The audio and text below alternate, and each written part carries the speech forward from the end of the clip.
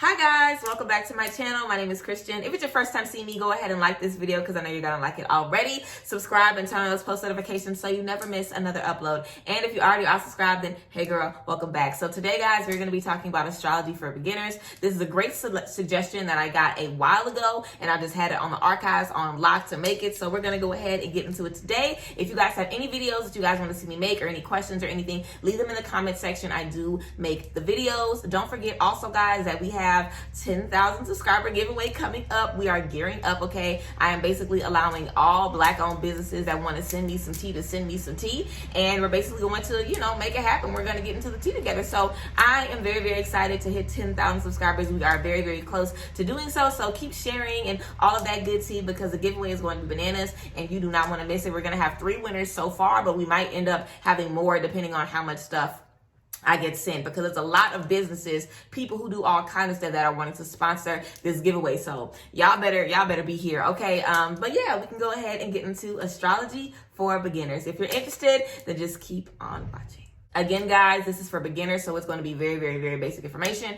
And if you are already well-versed in astrology, girl, you're going to be bored, okay? So don't tell me that you're bored. I'm letting you know already you're going to be bored. But let's go ahead and get into the tea. So astrology is basically the belief or the understanding that what goes on in the cosmos affects the energies and what we see every single day. So astrology is believing that what goes on in the cosmos does affect us. It does affect our energies. It does affect our vibration, and, we want to stay up to date with what's going on in the cosmos, and we want to keep ourselves well-versed if possible so we can know, how to use these energies to the best of our ability. Like I say, whenever I talk about Mercury retrogrades or full moons or new moons or whatever the energies are that are going on, I always make sure to let y'all know that what goes on in the cosmos doesn't control your life. It doesn't rule your life. These energies are just available to you, and making yourself aware of those energies just kind of allows you the ability to just be able to, finesse the energies how you want to. You know what I'm saying? If you want to manifest something really, really big and you're really, really passionate about it and you really want to work on manifesting this, then you might want to wait for a new moon because, that's a great time, to manifest. And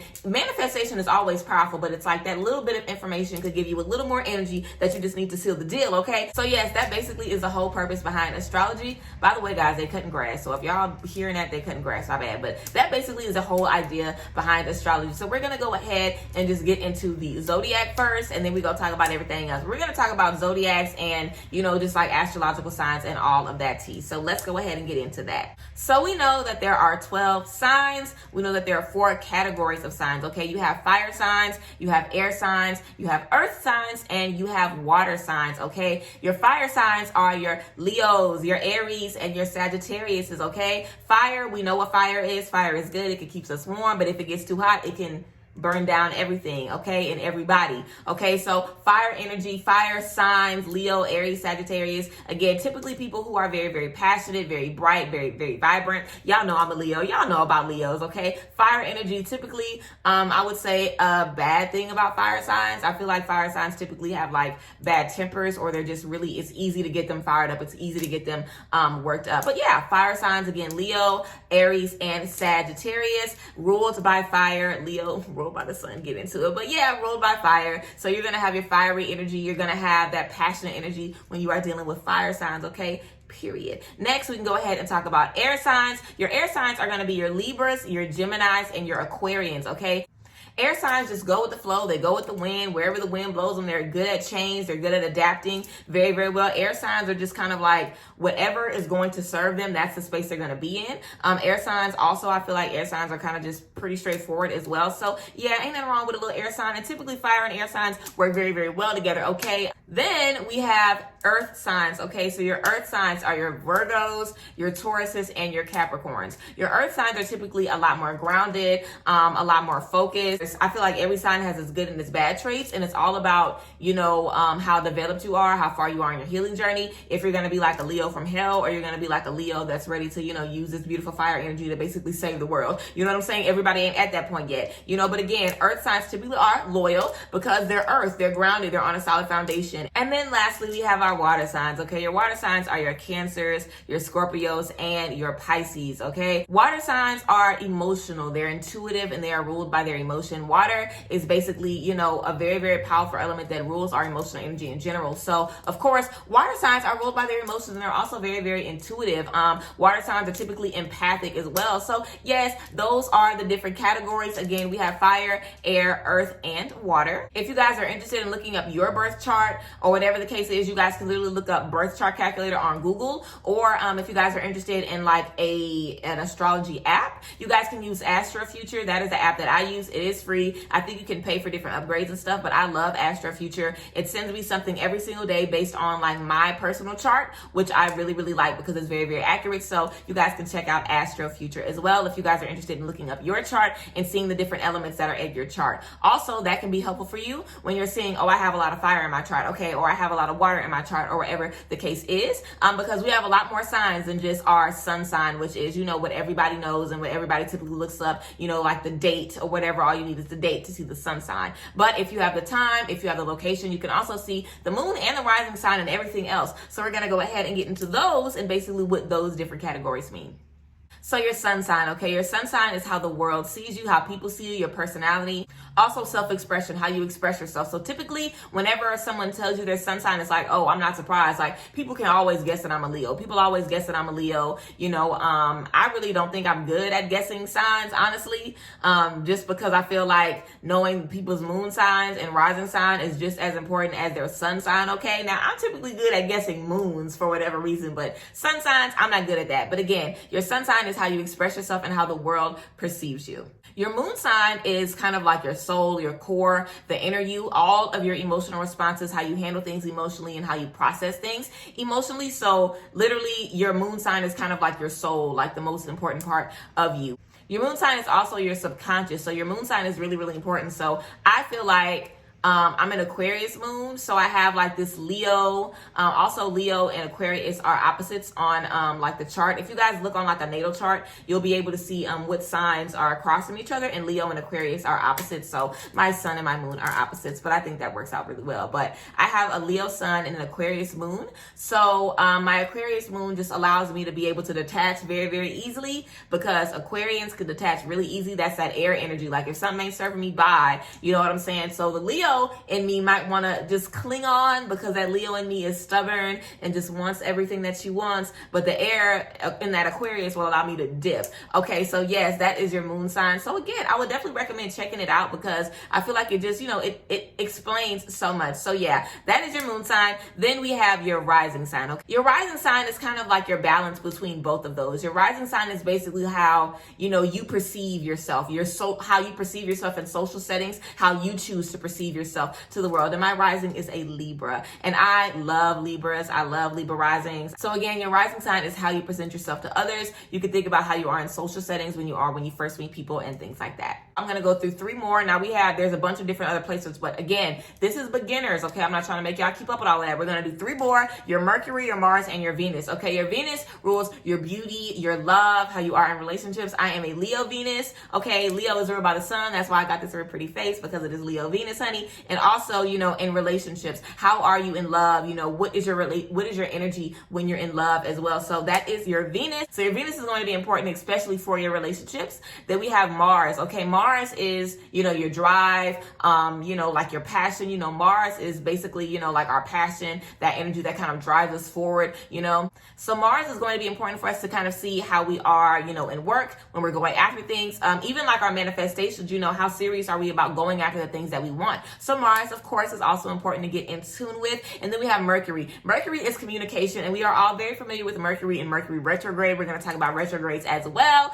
But yes, again, so we have Mercury. Like I said, we are all very familiar with Mercury retrogrades. Okay, so whenever Mercury goes, and well, any planet goes in retrograde, it basically means that the planet appears to be going like backwards. Basically, the planet appears to be orbiting backwards. I don't know if it actually is orbiting backwards, or if it looks like it's orbiting backwards to us, but it basically slows down to where it kind of looks like all the other planets are passing it up, basically. So it's kind of like the planet is a little out of whack for a little bit. Some of them go into retrograde a lot less frequently. We know Mercury goes into retrograde all the time. Venus only goes into retrograde every 18 months. You know what I'm saying? So some planets go into retrograde at different periods. Some stay in retrograde for a long time. Pluto usually is in retrograde for like 6 months. Some planets are only in retrograde for a couple of weeks. So yes, different planets go into retrograde, but whenever, like for instance, we have Pluto in retrograde. Okay, Pluto is about depth. Of course, we know Pluto is way back there and cold and small, and they're trying to say it's a rock. They're trying to say Pluto don't matter. Pluto, we see you and we love you, Pluto. Okay, we fucking with you. Okay, here we fucking with you, Pluto. So anyway, Pluto basically represents depth. So whenever Pluto was in retrograde, we were thinking about about a deep shit, digging up a lot of deep things, digging up a lot of deep energy. Pluto just stationed back direct, actually October 4th. So Pluto was in retrograde since May. Pluto was in retrograde for a long time, okay? But again, it's the energy of looking at all these things that are coming up. So we've all been in a reflective space for a very, very long time because Pluto being in retrograde. We also had a Venus retrograde not too long ago. Whenever Venus is in retrograde, again, relationships, beauty, love. So we're going to be, evaluating how we feel about ourselves, our relationships, how we are across the board, how we are in romance and intimacy, things like that. Mercury, of course, communication. Communication is going to be off. Electronics could be off. Tech things, stuff like that. We have Mars that is still in retrograde. I made a video about Mars in retrograde too. Mars is basically about your passion, your drive, how you feel, your confidence when you're going after things. So of course, when Mars is in retrograde, we're going to not really be too sure about the things that we're going after, and we're going to be questioning those things. So that's just a little tea about retrograde. And of course, we have the full moon and the new moon. I just made a video about that in depth, so you guys can check that out for the full tea. But we know the full moon is good for releasing, illuminating things, allowing us to see different energies. And the new moon also is good, for manifesting things and bringing in new energy and setting new intention. Now, every phase of the moon represents something and represents some new energy. But again, this is for beginners. So yes, as a beginner, I would definitely recommend looking up your birth chart, figuring out your sun sign, your sun, moon, and rising, getting familiar as well with your Mercury, your Mars, and your Venus. And then if you wanted to look into others, you could, but I feel like those 6 are really, really good to kind of start off with. And also, just kind of looking into those energies, where those energies have been affecting you, thinking about, things in the past where you've seen those energies come up, that kind of tea, that kind of vibe. And just, getting an app, like I said, like Astro Future, that's going to be able to, remind you of what's going on in the cosmos and also allow you to see for yourself what is going on as well. I don't keep up with all of the astrology and all of the tea, girl, because I just don't. I know it, so I can tell it to y'all and I can give it to y'all, but I just try to keep up with retrogrades, full moons and new moons, and simple stuff like that. But yes, if you guys ever want more in-depth tea about astrology, you guys can check out Star Girl, the Practical Witch. I'm pretty sure that's what her name is on here, but if I have said it wrong, I'll put the right spelling down here. But Star Girl, the Practical Witch, does a lot of very in-depth videos about astrology where she explains a lot as well as she's doing her reading, so you guys can check her out for sure. But I just wanted to make this video about, just some things for beginners, honestly, just for you guys to, just have a few things to look at. And I would definitely recommend looking up Astro Future, like I said, but you guys can really look up online, like Mercury retrograde calendar, Mars retrograde, Venus retrograde, next full moon. Y'all can look this stuff up whenever you guys want to. Like every month you can look up full moons for this month, new moons for this month, what planets are going to be in retrograde this month, November 2020, October 2020, whatever the case is. So